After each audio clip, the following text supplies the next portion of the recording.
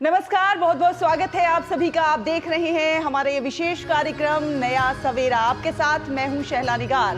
अगला 1 घंटा जो है पावर पैक्ड शो रहने वाला है, क्योंकि दिन भर की कई बड़ी खबरों पर विस्तार से हम बातचीत करने वाले हैं और हमारे साथ तमाम खबरों पर बातचीत करने के लिए ग्राउंड जीरो से कई रिपोर्टर्स भी जुड़ेंगे और अगले 1 घंटे मेरे साथ स्टूडियो में मौजूद रहेंगी मेरी सहयोगी जया सिन्हा। सुप्रभात जया।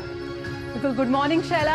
हाजिर हैं हम नया सवेरा का ये खास अंक लेकर आपके लिए। खास तौर पर आज त्योहार का दिन है, रक्षाबंधन मना रहे हैं इस वक्त तमाम हमारे देश के भाई बहन। तो इसी मौके पर आपको भी बहुत ज़्यादा शुभकामनाएं रक्षाबंधन की। साथ ही आपको बता दें किस तरह से आज देश और दुनिया की तमाम खबरों में कोलकाता रेप केस को लेकर इस वक्त रोष बढ़ता जा रहा है। क्या कुछ अपडेट्स हैं इस पूरी खबर को लेकर, वो आपको बताएंगे। साथ ही सुप्रीम कोर्ट ने इस पर सुओ मोटो कॉग्निजेंस दिया है, ये बड़ी खबर है। शुरुआत करते हैं सुर्खियों के साथ। केंद्रीय वित्त मंत्री निर्मला सीतारमण आज सार्वजनिक क्षेत्र के बैंकों के कामकाज की करेंगी समीक्षा। बैठक में साइबर सुरक्षा के साथ ही वित्तीय समावेशन जैसी योजनाओं पर चर्चा संभव।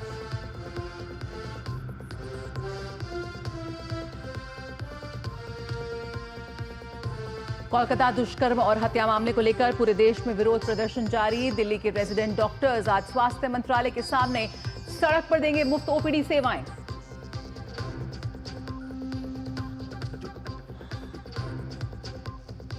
केंद्रीय मंत्री अश्विनी वैष्णव ने कांग्रेस पर नौकरशाही में लैटरल एंट्री के मुद्दे पर दोहरा रवैया अपनाने का लगाया आरोप। कहा यूपीए सरकार ने दी थी लैटरल एंट्री की अवधारणा। एनडीए पिछली सरकार की इस सिफारिश को पारदर्शी तरीके से कर रही है लागू।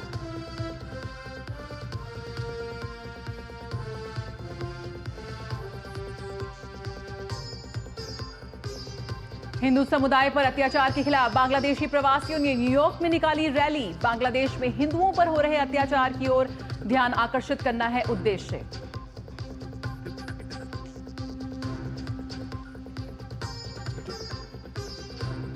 महाराष्ट्र के नासिक मुंबई हाईवे पर दर्दनाक सड़क हादसा, 5 लोगों की मौत, 4 गंभीर रूप से घायल। बेकाबू होकर 300 फीट गहरी खाई में गिरा दूध का टैंकर।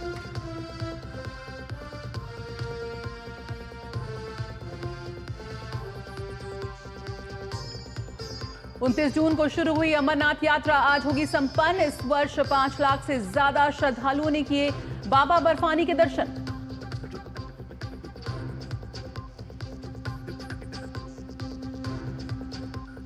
और देश भर में हर्षोल्लास के साथ मनाया जा रहा है रक्षाबंधन का पावन पर्व। बहनें भाइयों की कलाइयों पर बांध रही हैं सुरक्षा धागा।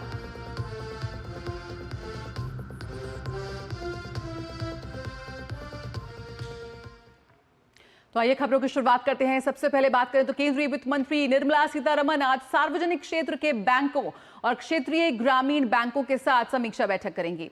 बैठक में पिछले 1 साल में बैंकों के प्रदर्शन की समीक्षा के साथ साइबर सुरक्षा और बैंकों के डिजिटल इंफ्रास्ट्रक्चर पर चर्चा हो सकती है।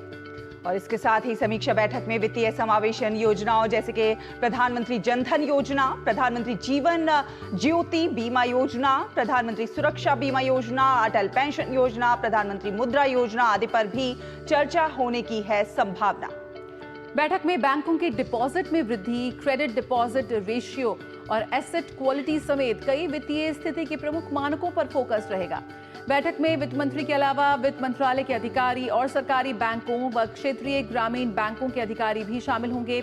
वित्त वर्ष 2024 और 25 के पूर्ण बजट के बाद ये पहली समीक्षा बैठक होगी।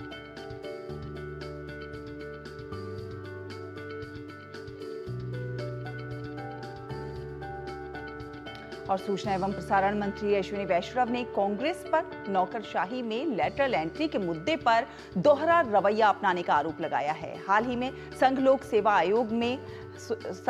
आयोग ने केंद्रीय मंत्रालयों में 45 संयुक्त सचिवों, निदेशकों और उप सचिवों की नियुक्ति के लिए विज्ञापन जारी किया है, जिस पर विपक्षी दलों ने सवाल उठाए हैं। सोशल मीडिया पोस्ट में अश्विनी वैष्णव ने कहा कि कांग्रेस के नेतृत्व वाली यूपीए सरकार ने लेटरल एंट्री की अवधारणा दी थी। उन्होंने कहा कि 2025 उन्होंने कहा कि 2005 में कांग्रेस नेता वीरप्पा मोइली की अध्यक्षता में दूसरे प्रशासनिक सुधार आयोग ने ऐसे विशेषज्ञों की भर्ती की सिफारिश की थी जिनके लिए विशेष ज्ञान की जरूरत होती है। अश्विनी वैष्णव ने जोर देकर कहा कि एनडीए सरकार ने पिछली सरकार की इस सिफारिश को लागू करने के लिए पारदर्शी तरीका अपनाया है और यूपीएससी के जरिए पारदर्शी और निष्पक्ष तरीके से भर्ती की जाएगी।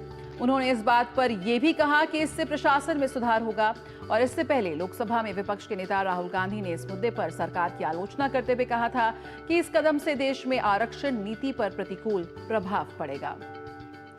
नौकरशाही में लेटरल एंट्री पर यहां पर घमासान, लेकिन अश्विनी वैष्णव ने साफ तौर पर कहा कि दोहरा रवैया अपनाते हुए नजर आ रहे हैं यहां पर विपक्ष। बिल्कुल, बीजेपी ने कांग्रेस को दिलाई है यूपीए के कार्यकाल की याद। 2005 में कांग्रेस नेता वीरप्पा मोइली की अध्यक्षता में दूसरे प्रशासनिक सुधार आयोग ने दी थी इसकी सिफारिश। और सरकार ने साफ किया है कि बेहद पारदर्शी तरीके से ये पूरी प्रक्रिया आगे बढ़ रही है। तो यूपीएससी के जरिए पारदर्शी और निष्पक्ष तरीके से भर्ती यहां पर की जाएगी। अश्विनी वैष्णव ने साफ तौर पर यह बात कही है और कहा है कि प्रशासन में सुधार पर होगा विशेष जोर। तो लेटरल एंट्री मामले में कांग्रेस पर बरसे हैं केंद्रीय मंत्री अश्विनी वैष्णव और उनका बड़ा आरोप कि उन्होंने यूपीए के कार्यकाल की याद दिलाई है। नौकरशाही में लेटरल एंट्री के मुद्दे पर कांग्रेस का जो कार्यकाल था उसकी याद दिलाई है केंद्रीय मंत्री अश्विनी वैष्णव ने।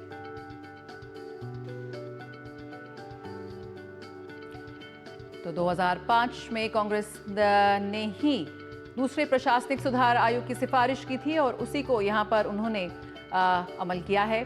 और आपको बता दें कि 9 अगस्त को कोलकाता में ट्रेनी डॉक्टर के रेप और हत्या मामले में रोष बढ़ता जा रहा है। कोलकाता सहित देश के तमाम शहरों में प्रदर्शन थमने का नाम नहीं ले रहे। और इस बीच एम्स दिल्ली के रेजिडेंट डॉक्टर्स एसोसिएशन ने एक प्रेस रिलीज जारी करके कहा है कि वो आज दिल्ली में निर्माण भवन में स्वास्थ्य मंत्रालय के सामने सड़क पर सुबह 11 बजे से मुफ्त ओपीडी सेवाएं देंगे। जी हां, डॉक्टरों ने केंद्रीय सुरक्षा अधिनियम के माध्यम से अस्पतालों में पर्याप्त सुरक्षा की मांग की है। और वहीं इस प्रेस रिलीज में यह भी कहा गया है कि एम्स अस्पताल में इमरजेंसी सेवाएं जो है वो जारी रहेंगी। तो यहाँ पर डॉक्टर्स का जो रोष है, जो प्रदर्शन है, वो लगातार जारी है।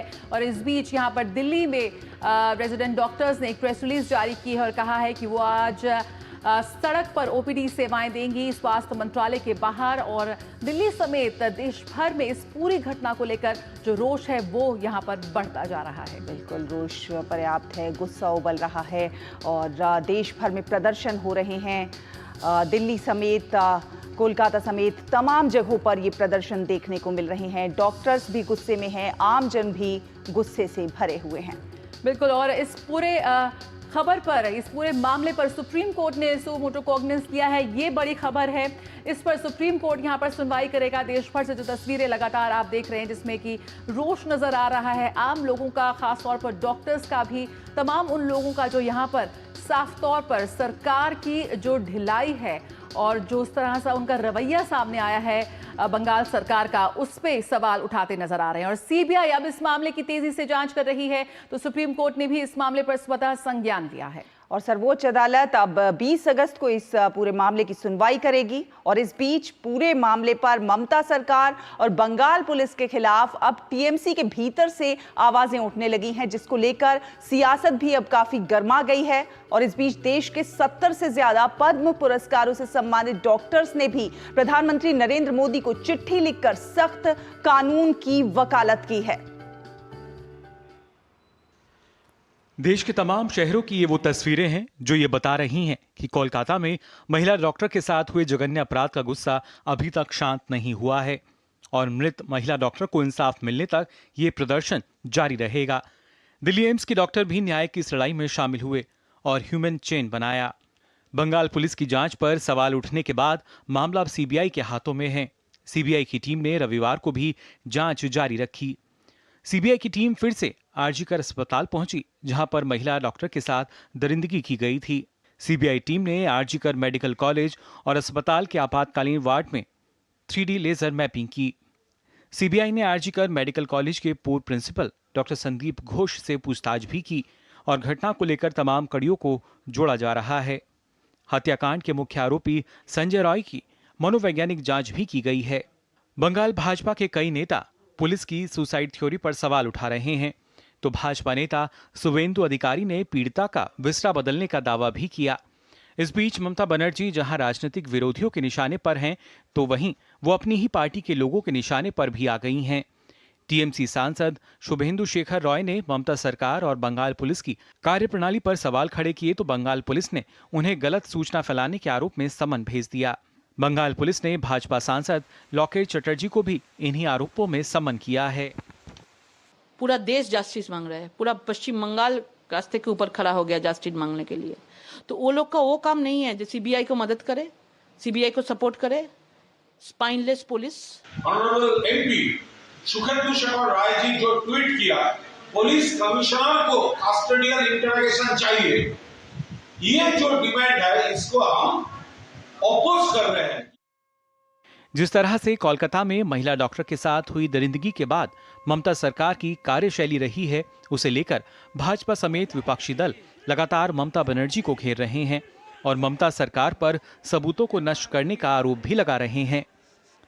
बंगाल में लॉ एंड ऑर्डर खराब है, अगर नहीं संभल रही है तो इस्तीफा दे देनी चाहिए। अगली बार इनकी सरकार नहीं हटी तो बंगाल के अंदर दूसरा बांग्लादेश होगा। हमने देखा है कि अस्पताल में ऐसे लोग इतनी बड़ी मात्रा में अस्पताल में घुस कैसे गए, क्या उनको कोई सुविधा प्रदान की गई जिससे वो घुसे और सबूतों के साथ छेड़छाड़ करें? ये मामला भी सीबीआई को इसकी भी जांच करनी चाहिए। को सबको पता है कि ये सीएम होते हुए जो प्रोटेस्ट पे उतरे, इसका मतलब उन्होंने हाथ खड़े कर दिए कि इस मामले में वो कुछ नहीं कर सकती हैं। देखिए, एक बात स्पष्ट हो चुकी है कि तृणमूल कांग्रेस की सरकार की प्राथमिकता बलात्कारी बचाव है, अपराधी बचाव है, सबूत मिटाओ, डॉक्टर डराओ, परंतु बेटी को न्याय मत दिलाओ। कोलकाता पुलिस, बंगाल पुलिस की प्राथमिकता क्या है? डॉक्टर को नोटिस दो, लोकेश चैटर्जी को बुलाओ, मतलब अपराधी मत पकड़ो, बाकी सबकी जुबान चुप करा दो। जहां भाजपा महिला अपराध के मामले पर इंडी गठबंधन के नेताओं पर दोहरे मापदंड अपनाने का आरोप लगा रही है, तो अन्य दलों ने भी ममता सरकार को घेरा है। Every day we wake up to stories of rape, to incidents of rape, and Mamata Banerjee doesn't do anything because the people who rape us, the people who murder us, are Mamata Banerjee's election machinery. We just want Mamata Banerjee to be interrogated and she should resign and our Abhaya should get justice. बहुत ही बर्बरता है ये, बहुत ही इसका घोर खंडन करते हैं। इसका पूरा का पूरा जांच हो और यहाँ पर न्याय मिलनी चाहिए। जहां राजनीतिक रूप से ममता सरकार सवालों के घेरे में है, तो वहीं कोलकाता पुलिस भी कमजोर नजर आ रही है। कोलकाता पुलिस ने आरजीकर अस्पताल के आसपास किसी भी प्रकार के प्रदर्शन, सभा, धरना, रैली पर रोक लगाते हुए भारतीय न्याय संहिता की धारा 163 लागू कर दी है, जो लोगों के एकत्रित होने को रोकती है। इतना ही नहीं, कोलकाता पुलिस ने ड्यूरेंट कप के एक मैच को कराने में भी अपनी असमर्थता जाहिर कर दी, जिसके बाद मैच रद्द करना पड़ा है। इतनी बड़ी घटना के बाद अभी भी ममता बनर्जी सरकार किसी भी प्रकार की जिम्मेदारी लेने से बचते हुए पुलिस के माध्यम से विरोध को दबाने का काम कर रही है। Bureau report, DD news. और इस पूरे मामले पर ज्यादा जानकारी के साथ हमारे सहयोगी संवाददाता कोलकाता से प्रसन्नजीत हमारे साथ जुड़ गए हैं। प्रसन्नजीत, पूरे देश में गुस्सा देखने को मिल रहा है, गुस्सा उबल रहा है लोगों के भीतर इस पूरे मामले को लेकर, और अब तो जो टीएमसी है उसके भीतर से भी विरोध के स्वर उठने लगे हैं। हाँ, देखिए, ये तो जायज है, क्योंकि अगर आप इंसान है, अगर आपके दिल में थोड़ा सा भी कुछ तरह की अनुभूति है, तो ये जो दरिंदगी है इसके बारे में आवाज तो आपके अंदर से ही उठना है। तो वैसे ही सुखेंदु शेखर रॉय, डॉक्टर शांतनु सेन, इस तरह के लोगों ने अपना जो विरोध है वो विरोध जताया और कोलकाता पुलिस ने ये सबको समन भेज दिए हैं। तो अब ये ममता बनर्जी तय नहीं कर पा रही हैं कि इसको ये राजनीति के हिसाब से देखे या ये अपना जो अनुभूति के साथ देखे, ये वो तय नहीं कर पा रही है। और सबसे दो बातें मैं बता दूं, एक है कि बंगाली की रग रग में फुटबॉल है और फुटबॉल स्टेडियम में लोग विरोध प्रदर्शन करेंगे बोल के उन्होंने डुरंड कप की जो मैच, जिसको डार्बी कहला जाता है, वो मैच उन्होंने कैंसिल करा दिए हैं, जो मोहन बागान और ईस्ट बंगाल के बीच खेला जाता है। लेकिन अब देखिए किस तरह से ममता बनर्जी गलत फैसला लेते जा रहे हैं।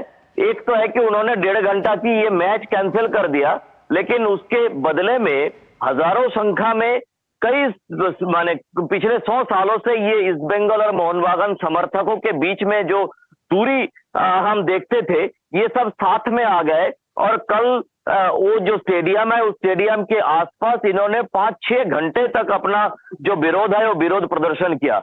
1.5 घंटा की मैच को कैंसिल करके उन्होंने 5-6 घंटा लोगों के मन में आक्रोश निकालने की मौका दे दिया है। मतलब उन्होंने, उनका ये समझ में ही नहीं आ रहा है कि स्थिति को किस तरह से काबू में लाया जाए। बिल्कुल प्रसन्नजीत, यहाँ पर अगर हम बात करें तो जांच कहां तक पहुंचती नजर आई है? पहले बोला सुसाइड है, फिर बोला मर्डर है, क्या कुछ सीबीआई ने जब इस समय पूरी जांच संभाली है तो क्या कुछ खबरें इस वक्त निकल कर आ रही है? हाँ, और एक छोटी सी बात मैं आज की कह दूं कि जो 2 डॉक्टर है जिनको समन कोलकाता पुलिस ने भेजी थी, वो है डॉक्टर कुणाल सरकार और डॉक्टर सुवर्ण गोस्वामी।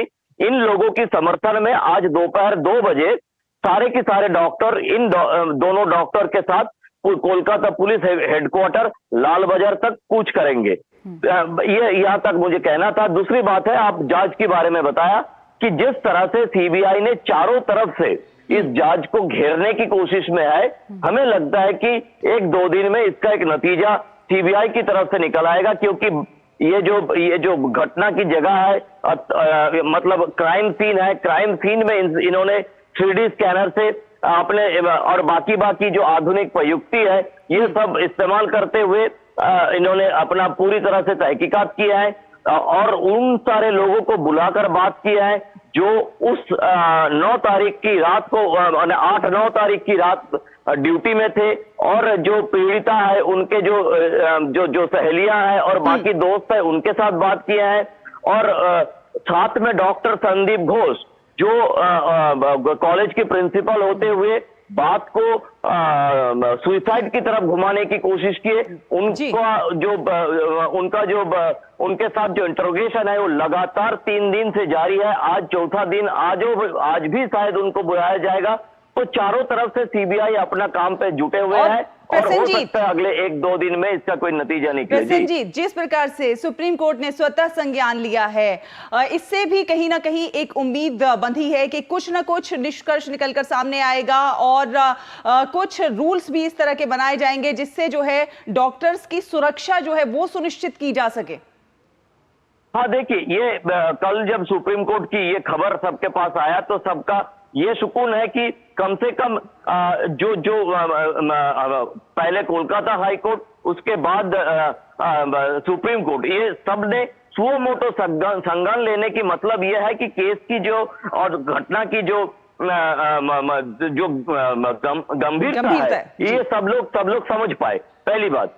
दूसरी बात यह है कि एक तरफ तो जो सिक्योरिटी की बात है वो तो है ही, लेकिन जिस दरिंदगी के साथ ये लेडी डॉक्टर के साथ बर्ताव किया गया, उनको देखिए, अगर किसी को मारना है तो आप किसी 10 सेकंड में उसे मार सकते हैं, लेकिन जिस तरह से उनके ऊपर अत्याचार किया गया है, इसका कारण लोग जानना चाहते हैं कि क्या है, मोटिव क्या है, क्यों इस तरह से किया गया है। तो आशा है कि सुप्रीम कोर्ट की इस तरह की संज्ञान लेने के बाद वो भी धीरे धीरे खुलता जाएगा। बिल्कुल प्रसन्नजीत, यहाँ पर सीबीआई अपनी जांच कर रही है और जिस तरह का सड़कों पर रोष दिख रहा है वो भी कहीं ना कहीं दबाव बनाता नजर आ रहा है। ऐसे में जिन लोगों ने उस रात घुसकर वहां जो पूरा वैंडलाइज किया वो अभी भी आजाद घूम रहे हैं, उसको लेकर पुलिस की क्या कुछ अपडेट है? साथ ही जो टीएमसी के अंदर से इस वक्त विरोध की आवाजें उठ रही हैं, उस पर भी ममता बनर्जी का यहां पर कोई रिएक्शन नहीं आया है। क्या कर रही है इस वक्त राज्य की महिला मुख्यमंत्री? कुछ नहीं है, महिला मुख्यमंत्री की तरफ से कुछ बयान नहीं है, कुछ हम हलचल भी नहीं देख पा रहा हूं। और आज रक्षाबंधन है, मैं आशा करता हूं कि किसी प्रोग्राम में अगर चीफ मिनिस्टर ममता बनर्जी जाए तो वहां पे पत्रकार लोग उनसे पूछे कि क्या है आपकी तरफ से, और उनके पार्टी के अंदर में जो ये नोट ऑफ डिसेंट जैसे, मैं वॉइस ऑफ डिसेंट जैसे मैं कह सकता हूं, ये आने लगे हैं, उसके बाद और भी बाकी लोग, पूरे ये जो लोगों की आक्रोश बाहर निकल के आ रहा है, इसमें तृणमूल कांग्रेस का कोई भी जगह पे कोई नामो निशान नहीं है। बीच बीच में कोई एक दो नेता नेत्री छोटे लेवल की वो सोशल मीडिया में पोस्ट देने की कोशिश कर रहे हैं, लेकिन इसके अलावा तृणमूल कांग्रेस पूरे बंगाल में किसी जगह पे दिखाई नहीं दे रहा है। पहली बात। दूसरी बात है कि जो डॉक्टर है उनका गुस्सा बढ़ता ही जा रहा है। आज ओपीडी खोला रहना है रक्षाबंधन के हिसाब से, लेकिन डॉक्टर ओपीडी में पहुंच रहे हैं कि नहीं ये देखना जरूरी है, क्योंकि उन्होंने कह दिया है कि हम इमरजेंसी सर्विस छोड़ के और कुछ नहीं देने वाले हैं। प्रसन्नजीत, आप हमारे साथ जुड़े रहिए। हमारे साथ हमारे सहयोगी अमरेंद्र गुप्ता भी जुड़ गए हैं। अमरेंद्र, जिस प्रकार से डॉक्टर्स में तो गुस्सा है ही और आम जन में भी गुस्सा देखने को मिल रहा है, दिल्ली में भी आज डॉक्टर प्रदर्शन करने वाले हैं, मुफ्त में ओपीडी सेवाएं देने जा रहे हैं, क्या कुछ खबर है?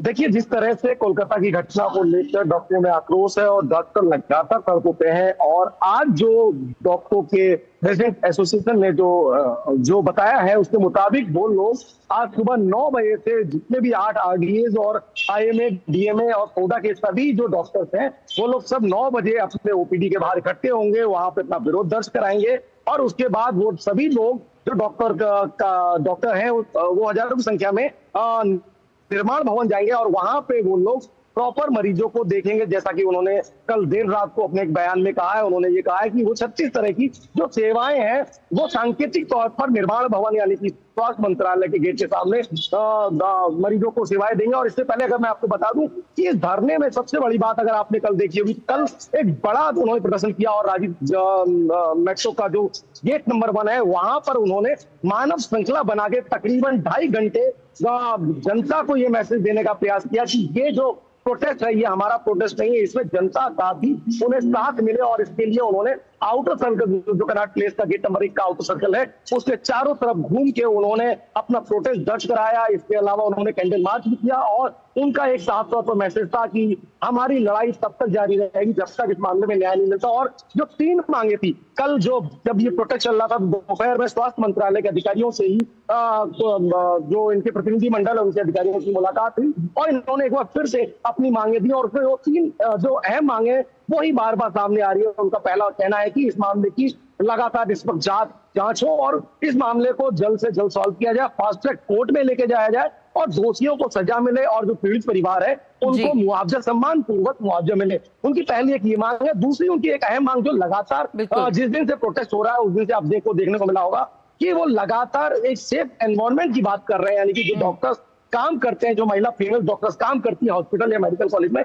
उनको सेफ एनवायरनमेंट और ये मांगे पहले भी उठती रही हैं डॉक्टर्स के हवाले से।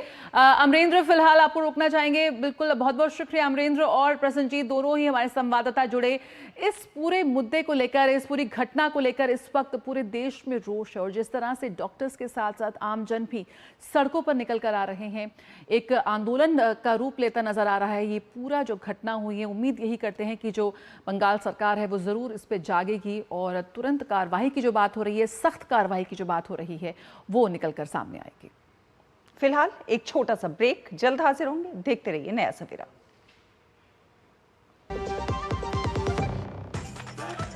मैं क्या जी, सब जानते हैं जहां दिखे मारियो, अपना समझ के खा लियो। स्वाद से सबको दीवाना कर दे, दीवाना कर दे।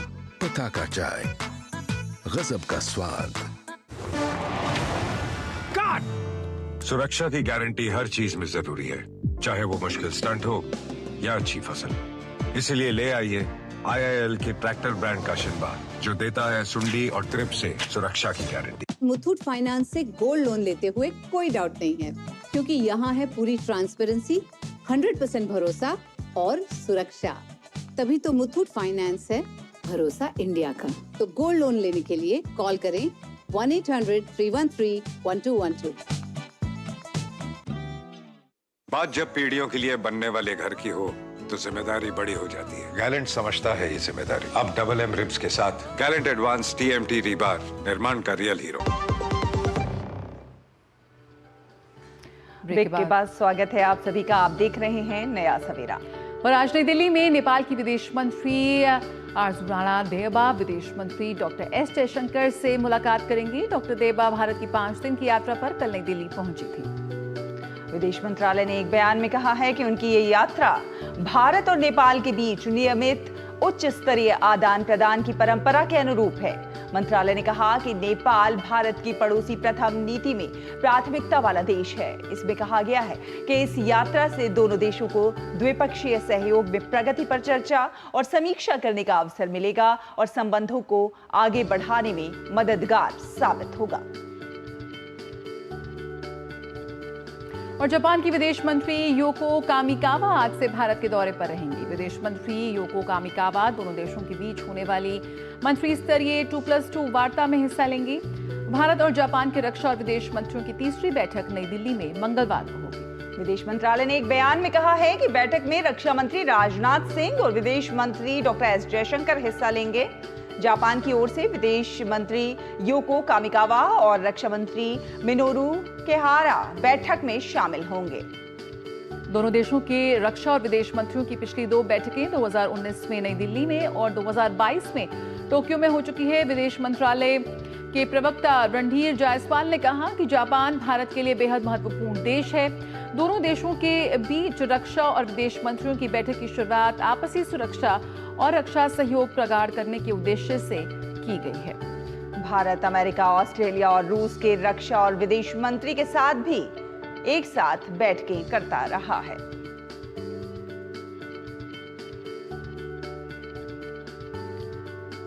और मलेशिया के प्रधानमंत्री अनवर बिन इब्राहिम आज से 3 दिवसीय भारत यात्रा पर रहेंगे।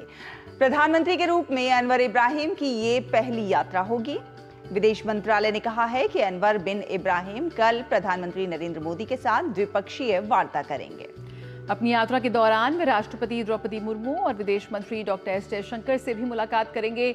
भारत और मलेशिया के बीच मजबूत ऐतिहासिक और सामाजिक तथा सांस्कृतिक संबंध हैं। मंत्रालय ने कहा कि 2015 में प्रधानमंत्री नरेंद्र मोदी की मलेशिया यात्रा के दौरान दोनों देशों के बीच द्विपक्षीय संबंधों को उन्नत रणनीतिक साझेदारी के स्तर तक बढ़ाया गया था। प्रधानमंत्री अनवर इब्राहिम की यात्रा भविष्य के लिए बहुक्षेत्रीय सहयोगात्मक एजेंडा तैयार करके भारत मलेशिया द्विपक्षीय संबंधों को और मजबूत करने का मार्ग प्रशस्त करेगी।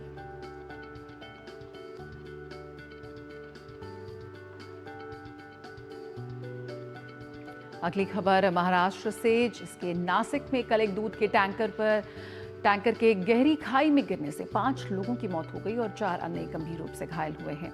ये दुर्घटना नवीन कासारा घाट के पास हुई है। हादसे में 4 अन्य गंभीर रूप से घायल लोगों को इलाज के लिए अस्पताल में भर्ती कराया गया है।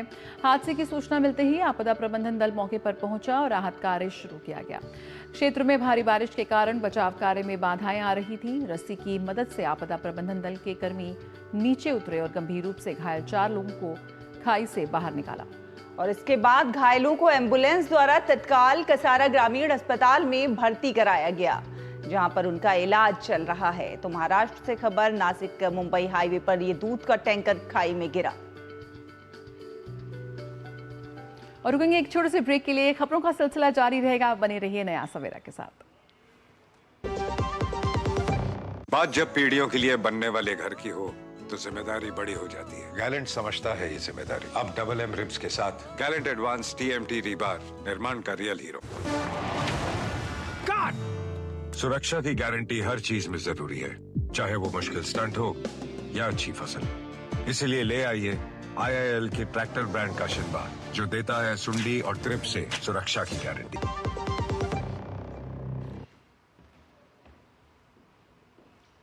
और ब्रेक के बाद स्वागत है आप सभी का। आप देख रहे हैं नया सवेरा और बात करते हैं श्री अमरनाथ यात्रा की। तो आज पवित्र छड़ी और विशेष पूजा के साथ श्री अमरनाथ यात्रा संपन्न हो जाएगी और इस वर्ष इस यात्रा ने रिकॉर्ड बनाया है। पिछले 2 दशक में चौथी बार ऐसा हुआ है जब बाबा बर्फानी के दर्शन करने वाले श्रद्धालुओं की संख्या 5 लाख से अधिक है। और आज ही श्री बाबा बूढ़ा अमरनाथ यात्रा भी संपन्न होगी। छड़ी मुबारक कल महंत दीपेंद्र गिरी के नेतृत्व में साधु संतों के साथ 14,800 फुट की ऊंचाई वाले महागुंस टॉप के रास्ते आधार शिविर पंचतरणी पहुंच गई। पंचतरणी में रात्रि विश्राम के बाद आज छड़ी मुबारक पवित्र अमरनाथ गुफा में पहुंचेगी और इसी के साथ 52 दिवसीय अमरनाथ यात्रा का समापन होगा। सुबह श्रावण पूर्णिमा के अवसर पर पवित्र गुफा में वैदिक मंत्रोच्चार के साथ पारंपरिक पूजन और अनुष्ठान किए जाएंगे। तो अमरनाथ यात्रा आज होगी संपन्न। छड़ी मुबारक आधार शिविर तक पहुंच गई है और इस बार हमने देखा कि रिकॉर्ड संख्या में श्रद्धालुओं ने बाबा अमरनाथ के दर्शन किए। 5 लाख से ज्यादा श्रद्धालुओं ने बाबा बर्फानी के दर्शन किए, तो ये एक रिकॉर्ड बना है।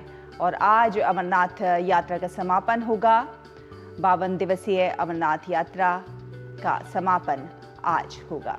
तो छड़ी मुबारक का पर्व आज मनाया जा रहा है और लगातार हर साल हम देख रहे हैं किस तरह से बेहतर सुविधाएं यहाँ पर मुहैया हो रही हैं तमाम उन यात्रियों को, श्रद्धालुओं को जो बाबा बर्फानी के दर्शन करने पहुँचते हैं। और इस बार का भी जो यात्रा रही 52 दिवसीय यात्रा थी, काफ़ी लंबा समय था, लेकिन बहुत ही शांतिपूर्वक और सुविधाओं से लैस इस मार्ग पर 5 लाख से ज़्यादा श्रद्धालु पहुंचे और उन्होंने बाबा बर्फानी के दर्शन किए।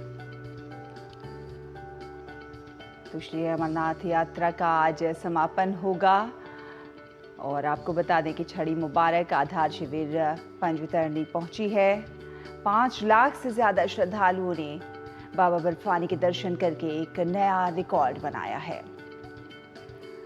तो अमरनाथ यात्रा आज होगी संपन्न और 52 दिवसीय अमरनाथ यात्रा का समापन होने जा रहा है। और इस मौके पर खास तौर पर जो छड़ी मुबारक है, इसकी परंपरा है, विशेष पूजा के साथ वो आज संपन्न होगी। बाबा बर्फानी के दर्शन करने पहुँचे। तस्वीरों में लगातार हम देख रहे हैं किस तरह से हर उम्र के यहाँ पर श्रद्धालु पहुँचते हैं बाबा बर्फानी के दर्शन करने। बहुत मान्यता है, बहुत पूरे उत्साह के साथ, जोश के साथ बड़ी संख्या में श्रद्धालुओं ने बाबा बर्फानी के दर्शन किए। सुरक्षा व्यवस्था की बात की जाए, तमाम सुविधाओं की बात की जाए, तो प्रशासन के इंतजाम भी जया देखने लायक थे।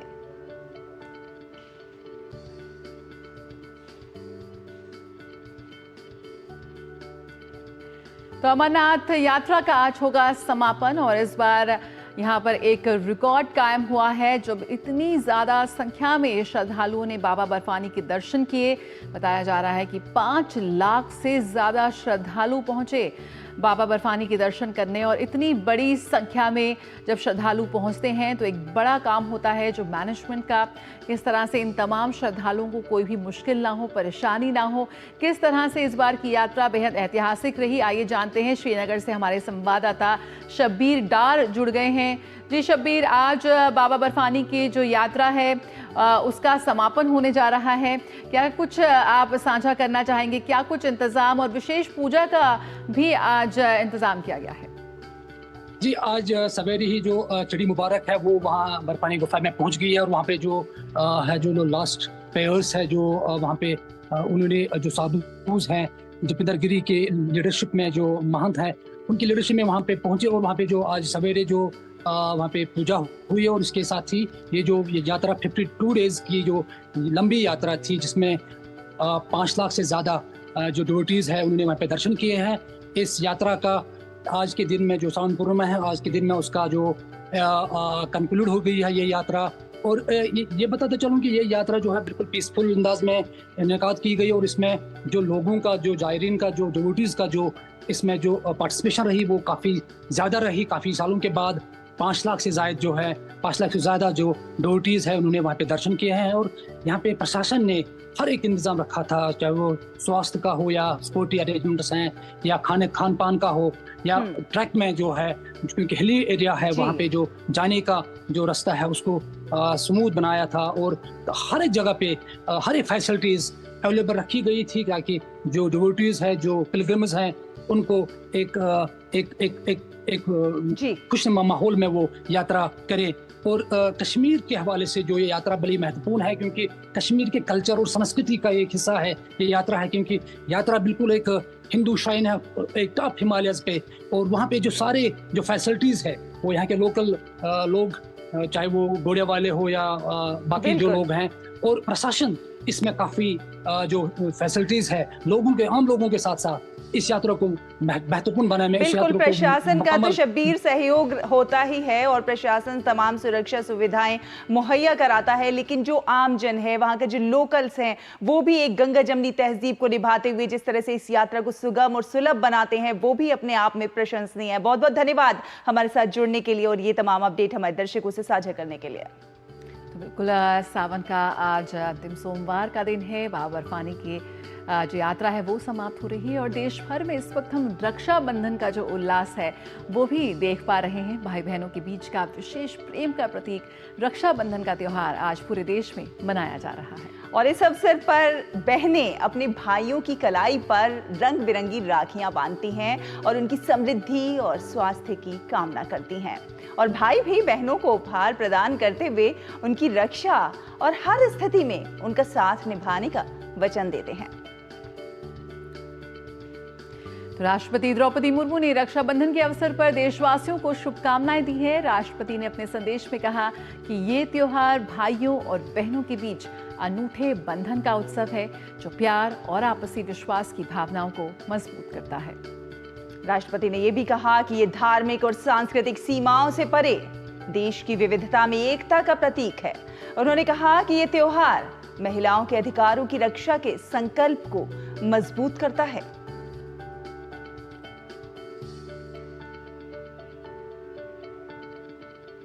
और वहीं Delhi metro rail corporation DMRC ने रक्षाबंधन के अवसर पर यात्रियों की सुविधा के लिए अतिरिक्त ट्रेन चलाने की व्यवस्था भी की है।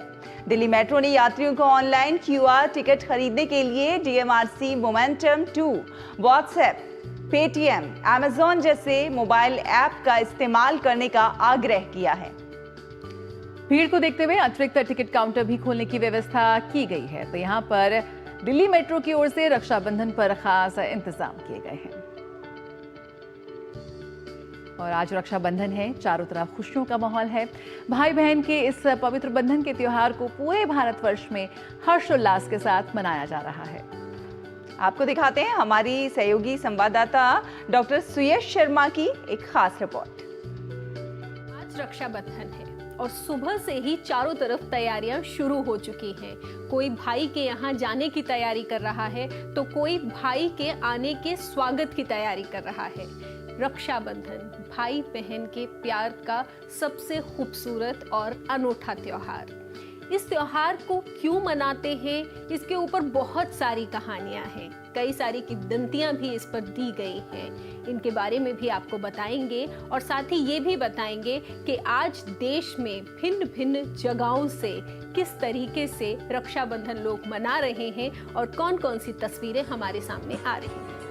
रक्षाबंधन की कहानी कई देवी देवताओं और घटनाओं से जुड़ी है, जैसे भगवान श्री कृष्ण और द्रौपदी के पवित्र रिश्ते की कहानी। राखी का पर्व इसलिए मनाया जाता है क्योंकि महाभारत के समय युद्ध में जब भगवान श्री कृष्ण के अंगुली में चोट लग गया तो यह देख करके द्रौपदी को कष्ट हुआ और द्रौपदी ने अपना चीर फाड़ करके और उनके अंगुली में बांध दिया, जिससे कि खून रुक गया। तभी से भगवान श्री कृष्ण और उनका बहन और भाई का रिश्ता ये हो गया और भाई अपने बहन की रक्षा के लिए हमेशा ये राखी का पर्व मनाता है। वैसे ही एक कहानी दैत्य वृत्तासुर और भगवान इंद्र से संबंधित है। एक बार दैत्य वृत्तासुर ने इंद्र का सिंहासन हासिल करने के लिए स्वर्ग पर चढ़ाई कर दी। वृत्तासुर बहुत ताकतवर था और उसे हराना आसान नहीं था। युद्ध में देवराज इंद्र की रक्षा के लिए उनकी बहन इंद्राणी ने अपने तपोबल से एक रक्षा सूत्र तैयार किया और इंद्र की कलाई पर बांध दिया। इस रक्षा सूत्र ने इंद्र की रक्षा की और वो युद्ध में विजयी हुए। तभी से बहनें अपने भाइयों की रक्षा के लिए उनकी कलाई पर राखी बांधने लगी। आज सुबह से ही भाई बहन पूरी तैयारी में लगे हैं। बहनें भाई को राखी बांध रही हैं तो वहीं बदले में भाई बहनों को अलग अलग तरीके से उपहार दे रहे हैं। देश के अलग अलग कोनों से जो तस्वीरें हमारे पास आ रही हैं, अब उसकी एक झलक देखिए।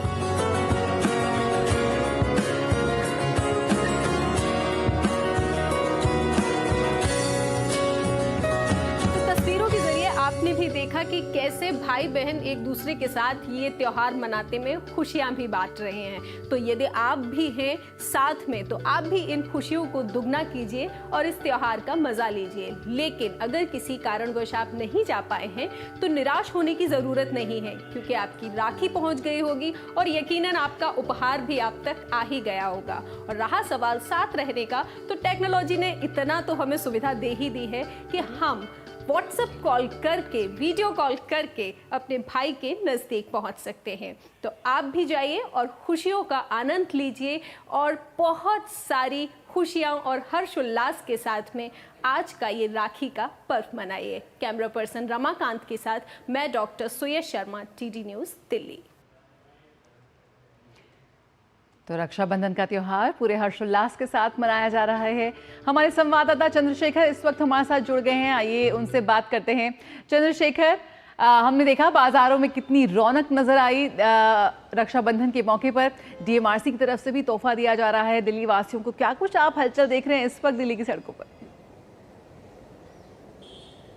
जी, बहुत ही विशेष त्यौहार है, भाई और बहनों के प्रेम का प्रतीक ये त्यौहार है, क्योंकि श्रावण मास की जो शुक्ल पक्ष की जो पूर्णिमा है उस दिन ये त्यौहार मनाया जाता है। और पूरे देश भर में जितने भी बहनें हैं, भाई हैं, वो आपस में राखी बांधकर इस त्यौहार को मना रहे हैं। लेकिन इसके अलावा भी जया, मैं बात करूं तो ये रक्षा सूत्र जो है वो एक रक्षा का एक बंधन है, जो एक गुरु शिष्य की परंपरा में भी देखा जाता है और भाई बहन के प्रेम में भी देखा जाता है। भाई भाई को भी बांध सकता है, तो ये रक्षा संकल्प है और पूरे देश में इस प्रकार से धूम है वो जो बनी हुई है। सोने चांदी की भी राखियां अब तो आ गई हैं मार्केट में। जिस प्रकार से ग्लोबलाइजेशन हुआ है इस चीज का वो भी यहाँ पर देखने को मिल रहा है। तमाम जो बसें हैं वहां पर जो है महिलाएं लगातार जा रही हैं अपने गंतव्यों की ओर, मेट्रो की ओर, जैसा कि आपने बताया।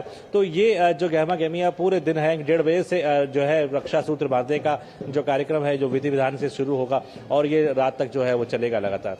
बिल्कुल चंद्रशेखर, ये भाई बहन के प्यार का प्रतीक तो है ही रक्षाबंधन, लेकिन अगर हम इसे रोजगार के लिहाज से देखें तो उस लिहाज से भी ये बहुत सारे लोगों को रोजगार प्रदान करता है। प्रधानमंत्री नरेंद्र मोदी ने जब से लोकल फॉर वोकल की अपील की है, तब से हम देख रहे हैं कि बाजार जो हैं वो स्थानीय लोग जो हैं उनके द्वारा बनाई गई राखियों से पटे पड़े हैं और लोग भी इसे खूब ज्यादा पसंद कर रहे हैं। बहुत ज्यादा रोजगार मिला है आम लोगों को। बिल्कुल, आपने बहुत सही बात कही शैला, क्योंकि अगर सीआईआई की रिपोर्ट में बताऊं तो उन्होंने एक अनुमान लगाया है कि 12,000 करोड़ रुपए का व्यवसाय जो है इस वक्त होगा बाजार जो है ये आज के दिन का। और इसमें आप देखें कि जो उन्होंने भी कहा है कि वोकल फॉर लोकल की तरफ आप जाएं, तो ये जो ग्रामीण अंचल में जो लोग हैं जो सूत के धागे से राखी बांधते हैं, वो बनाते हैं, या फिर जो रोजगार की तलाश में लगातार तमाम जो लोग हैं वो अपने यहाँ पे ये जो भी प्रोडक्ट बनाते हैं वो लगातार लोगों तक पहुंचता है। और इससे एक पूरी की पूरी जो है वो एक समुदाय जुड़ा हुआ है जो कि राखियों को बेचता है। आप मार्केट में जाइए, आपको हर प्रकार की राखियां देखने को मिलेंगी। मैंने बताया जैसे कि सोने चांदी की भी राखियां हैं, सूत की राखियां हैं, जिस ब्रांड की राखी आपको चाहिए या जिस क्वालिटी की आपको राखियां चाहिए वो तमाम राखियां यहाँ पर मिलेंगी। और एक बड़ा समुदाय जो है वो इससे जुड़ा हुआ है, जो कि रोजगार का जो सीजन होता है, जो फेस्टिवल सीजन होता है, इसमें वो जुड़ा हुआ है। तो वोकल फॉर लोकल को लेकर के भी ये एक अच्छी पहल कही जा सकती है, क्योंकि मैंने बताया कि 12,000 करोड़ रुपए का व्यवसाय जो है इस वक्त होगा, बाजार होगा। तो इसमें मान के चलिए कि जो स्थानीय प्रोडक्ट हैं उनकी भी बिक्री होगी, जो स्थानीय जो लोग हैं, जो छोटे-छोटे लोग जुड़े हुए हैं, उनको भी रोजगार इसमें मिलेगा। बिल्कुल बिल्कुल, तो बहुत ही शानदार तस्वीरें आ रही हैं, हम देख रहे हैं देश भर के बाजारों से। बहुत बहुत शुक्रिया चंद्रशेखर फिलहाल इस लाइव अपडेट के साथ जुड़ने के लिए। तो जो हमारे त्योहार है वो हमारी परंपराओं से हमको जोड़ते हैं और जिस तरह का जोश और उत्साह दिख रहा है बाजारों में, युवा पीढ़ी बच्चों को अपनी मनपसंद राखी खरीदते देखना वाकई बहुत ही सुखद एहसास है। और बिल्कुल, और सावन का 5वां सोमवार है आज। इस बार का जो ये सावन है, ये सोमवार बेहद अद्भुत बताया जा रहा है। 5वें सोमवार के अवसर पर देश भर के शिवालयों में शिव भक्तों की भारी भीड़ उमड़ रही है। भोर से ही श्रद्धालुओं का आस्था और उल्लास के साथ भोले बाबा का जलाभिषेक कर रहे हैं। तो सुबह से ही मंदिरों में हर हर महादेव के जयकारे गूंज रहे हैं और इस अवसर पर उज्जैन के श्री महाकालेश्वर मंदिर में भक्तों की भीड़ उमड़ी। वहीं गुजरात के नवासारी में श्रद्धालुओं ने सोमनाथ मंदिर में दर्शन और पूजा अर्चना की। सावन माह के आखिरी सोमवार के अवसर पर यूपी के प्रयागराज के श्री मनकामेश्वर महादेव मंदिर में भक्तों ने पूजा अर्चना की। अंतिम सोमवार के अवसर पर श्री काशी विश्वनाथ मंदिर में विशेष मंगला आरती की गई।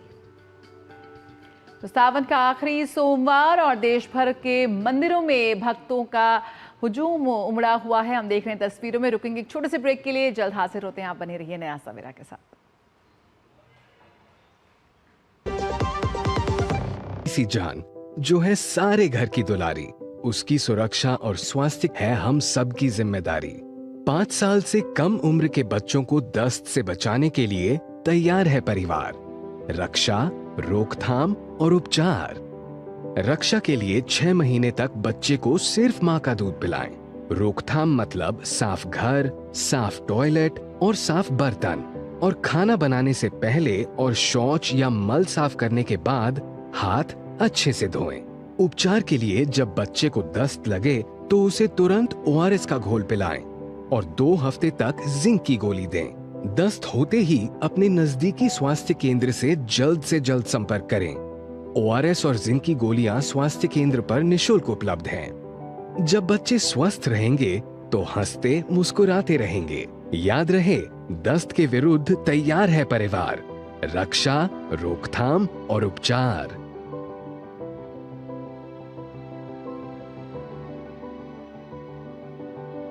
अधिक जानकारी के लिए आशा दीदी से संपर्क करें। स्वास्थ्य एवं परिवार कल्याण मंत्रालय द्वारा जनहित में जारी।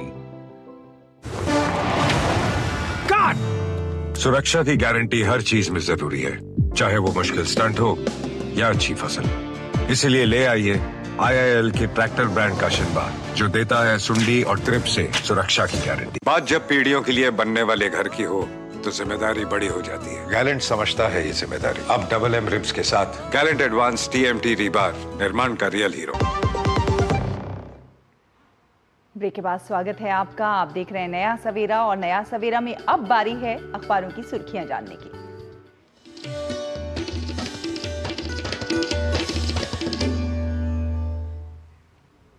तो अखबारों की सुर्खियों के साथ हमारे साथ जुड़ चुके हैं इस वक्त मुकुल। गुड मॉर्निंग मुकुल, क्या खास है आज दिल्ली से प्रकाशित समाचार पत्रों की सुर्खियों में? गुड मॉर्निंग जया, शैला, और हमारे तमाम दर्शकों को भी सुप्रभात। और आज की अगर हम बात करें जो अखबारों की सुर्खियां हैं, पहला जो सुर्खी है पंजाब केसरी की, जिसमें हम देख पा रहे हैं कि कैसे एमपैक्स की स्थिति पर लगातार नज़र बनाए हुए हैं पीएम मोदी। ये कहा है PK मिश्रा ने, जो कि उनके प्रधान सलाहकार हैं। मंकी पॉक्स को लेकर हम जैसा कि हमने देखा था, विश्व स्वास्थ्य संगठन ने एक आपात स्थिति की घोषणा की थी सार्वजनिक स्वास्थ्य को लेकर। तो उसको लेकर भारत की जो तैयारियां हैं, उसको एक बैठक का आयोजन किया गया था, जिसकी अध्यक्षता की PK मिश्रा ने, और बताया कि अभी तक भारत में इस तरह का कोई मामला नहीं है और इसके लिए जो तैयारियां हैं वो भी शुरू कर दी गई हैं। अगली खबर की अगर बात की जाए, अगली खबर जुड़ी हुई है शरणार्थियों को नागरिकता का जो अधिकार दिए गए हैं। आपको बता दें केंद्रीय गृह मंत्री अमित शाह ने गुजरात में 188 हिंदुओं को अधिकार दिए, और इसके साथ साथ उन्होंने इस बात का भी जिक्र किया कि अब से पहले की जो सरकारें थीं वो सिर्फ इस्तेमाल करती थीं, उनको नागरिकों के जो अधिकार हैं वो नहीं दिए जाते थे, सिर्फ वोट बैंक की राजनीति की जाती थी। लेकिन अब ना सिर्फ उन्हें अधिकार मिल रहे हैं, बल्कि एक तरीके से उनके साथ न्याय भी किया जा रहा है। अगली खबर की ओर अब बढ़ेंगे। जो अगली खबर है वो है मुद्रा लोन से संबंधित। दरअसल NPA रोकने पर अब कहीं ना कहीं जो निगरानी है वो बढ़ाई जाने की बात कही जा रही है, और ऐसा मैकेनिज्म बनाने की कोशिश की जा रही है जिससे जो लोग मुद्रा लोन के तहत कहीं ना कहीं ऋण तो लेते हैं, लेकिन उसकी अदायगी की अगर बात की जाए, चुकाने की अगर बात की जाए, वो सही तरीके से नहीं हो पाता। तो इसके लिए एक सिस्टम जो है, एक प्रणाली जो है, वो अब आने वाले दिनों में तैयार की जाएगी। नीति आयोग का मानना है कि इस तरह की एक सिस्टम जो प्रणाली जो है हमारे पास होनी चाहिए, जिससे समय रहते जो लोन लोग ले रहे हैं मुद्रा लोन के तहत या दूसरे लोन है, उसकी अदायगी भी वो समय से कर सकें। और आगे बढ़ेंगे, एक और अच्छी खबर देश में किस तरीके से देखिए जो इंफ्रास्ट्रक्चर है मजबूत हो जा रहा है।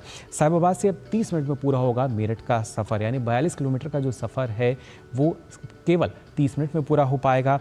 खासतौर से RITS का जो ये पूरी परियोजना है, इसके तहत अब परिचालन इसका शुरू हो चुका है और काफ़ी समय से इसका इंतज़ार किया जा रहा था, लेकिन बेहद ही कम समय में ये जो प्रोजेक्ट है ये बनकर तैयार हो गया है। हालांकि जो पूरा प्रोजेक्ट है उसमें थोड़ा सा और समय लगेगा, लेकिन फ़िलहाल यात्रियों को जो काफ़ी सुविधा इसके ज़रिए हो पाएगी। और अब से पहले भी हमने देखा था किस तरीके से इसका परिचालन हो रहा था, लेकिन अब साहिबाबाद से लेकर मेरठ तक करीब 42 किलोमीटर की जो दूरी है महज 30 मिनट में वो यात्री पूरी कर पाएंगे। अगली खबर की ओर बढ़ेंगे। अभी पिछले कुछ दिनों पहले एक रिपोर्ट प्रकाशित हुई थी अलग अलग समाचार पत्रों में, जिसमें कहा गया था कि खाने पीने की जो चीज़ें हैं इसमें माइक्रो प्लास्टिक के जो कण हैं वो पाए गए हैं। लेकिन इसी को लेकर अब FSSAI की अगर बात की जाए, इससे निपटने की तैयारी कर रहा है और लगातार कोशिश की जाएगी, जाँच की जाएगी अलग अलग जो उत्पाद हैं उनकी, कि किसी तरह की जो प्लास्टिक कण हैं क्या उसमें शामिल तो नहीं है। और अगर इस तरह की कोई भी जाँच में नमूनों में ऐसा पाया जाता है तो उसके खिलाफ कार्रवाई की बात भी कही गई है। और कोशिश यही की जा रही है कि जो उपभोक्ता हैं, जो ग्राहक हैं, उनको इस तरह के जो उत्पाद हैं वो ना मिले और उनका स्वास्थ्य बेहतर रह सके। बिल्कुल, बहुत बहुत शुक्रिया मुकुल। इन खबरों के साथ वाकई बहुत गंभीर है अगर आपके खाने पीने की चीज़ों में अगर प्लास्टिक तत्व पाए जा रहे हैं, और यकीनन ये जांच के विषय है। फिलहाल एक छोटा सा ब्रेक के उस पार खबरों का सफर जारी रहेगा। देखते रहिए नया सवेरा। सोना सिर्फ गहना नहीं होता, कभी पुश्तैनी पहचान तो कभी प्यारी सी याद होती है। लाइफ में आगे बढ़ने के लिए उसी सोने से गोल्ड लोन लेने का फैसला समझदारी का होता है। मुथूट फाइनेंस ये बात समझते हैं, इसीलिए वो ईमानदारी, सच्चाई और आपके विश्वास को सबसे बढ़कर मानते हैं। मुथूट फाइनेंस, सदियों का भरोसा हमेशा के लिए। तो गोल्ड लोन के लिए कॉल करें 1-800-313-1212। बात जब पीढ़ियों के लिए बनने वाले घर की हो तो जिम्मेदारी बड़ी हो जाती है। गैलेंट समझता है ये जिम्मेदारी। अब डबल M रिब्स के साथ गैलेंट एडवांस TMT रीबार, निर्माण का रियल हीरो। सुरक्षा की गारंटी हर चीज में जरूरी है, चाहे वो मुश्किल स्टंट हो या अच्छी फसल। इसलिए ले आइए IIL के ट्रैक्टर ब्रांड का शिनबार, जो देता है सुंडी और ट्रिप से सुरक्षा की गारंटी। ब्रेक के बाद स्वागत है। आप देख रहे हैं नया सवेरा और अब रुख कुछ दुनिया भर की खास खबरों का।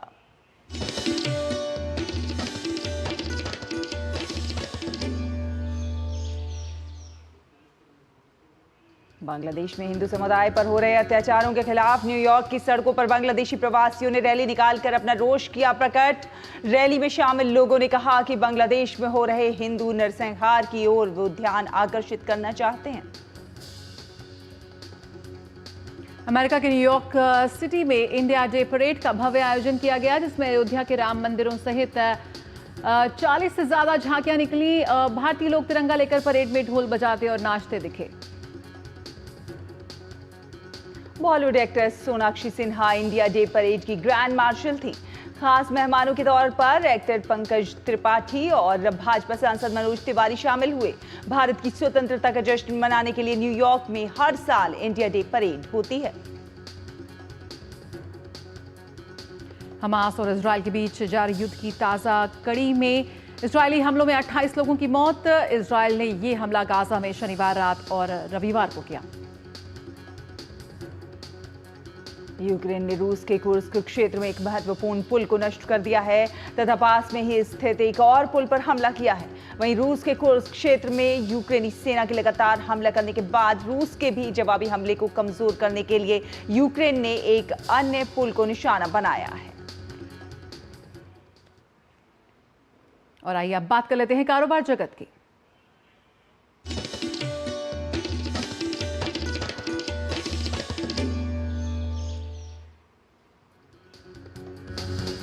केंद्र सरकार ने भारत AI मिशन के तहत 10,372 करोड़ रुपए के AI इंफ्रा प्रदाताओं को सूचीबद्ध करने के लिए बोलियां आमंत्रित की हैं। बोलियां जमा करने की अंतिम तिथि 6 सितंबर तय की गई है। भारत AI मिशन के तहत 10,000 से अधिक GPU वाली सुपर कंप्यूटिंग क्षमता AI पारिस्थितिकी तंत्र बनाने के लिए विभिन्न हितधारकों को उपलब्ध कराई जाएंगी।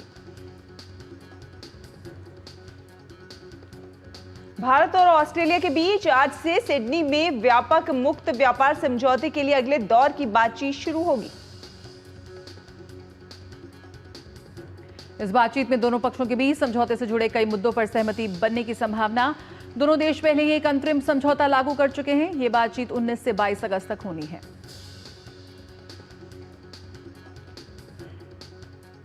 केंद्रीय मंत्री मनोहर लाल ने कहा कि पिछले 10 सालों में देश के 21 शहरों में मेट्रो रेल सेवाओं का विस्तार किया गया है। 2014 में ये संख्या सिर्फ 5 थी।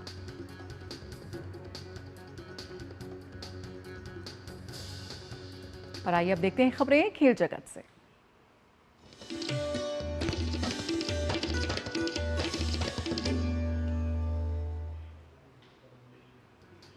भारतीय महिला क्रिकेट टीम ने ऑस्ट्रेलिया के दौरे पर अपनी पहली जीत दर्ज की। लेग स्पिनर प्रिया मिश्रा ने टूर पर अपने पहले मैच में शानदार प्रदर्शन करते हुए 5 विकेट लिए।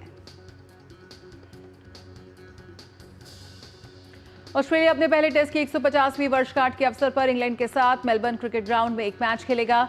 ऑस्ट्रेलिया ने अपना पहला मैच MCG में ही इंग्लैंड के खिलाफ खेला था। बार्सिलोना ने नए कोच हैंसी फ्लिक के साथ अपना अभियान जीत के साथ शुरू किया है। ला लीगा में मैच में बार्सिलोना ने वालेंसिया को 2-1 से मात दी।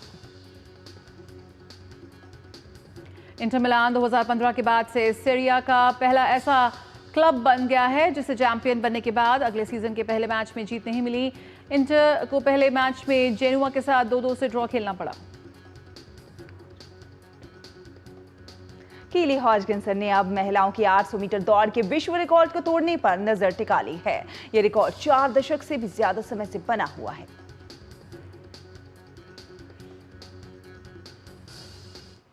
और आइए बात कर लेते हैं मौसम की।